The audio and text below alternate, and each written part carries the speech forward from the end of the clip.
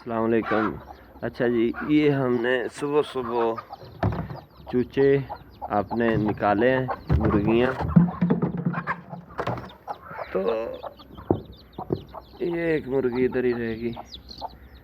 तो अभी सुबह सुबह नमाज पढ़ी है और इन मुर्गियों को दाना डालना है।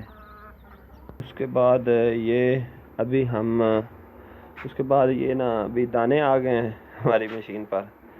तो अभी इसे चलाने वाले हैं। अभी सूरज नहीं निकला, ये सामने सूरज अभी निकलने वाला है। तो अभी हम वॉक पर जा रहे हैं। अभी वॉक करेंगे और उधर से तकरीबन हम आएंगे 7 बजे, 7 साढ़े 7 बजे वॉक से वापस आएंगे। और उसके बाद इंशाल्लाह मशीन जो है ना वो चलानी शुरू करेंगे। ठीक है, ये हमारे घर हैं और ये हम हैं। ठीक है,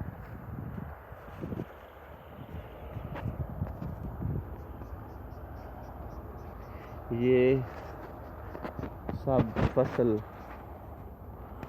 हमारी है अल्हम्दुलिल्लाह।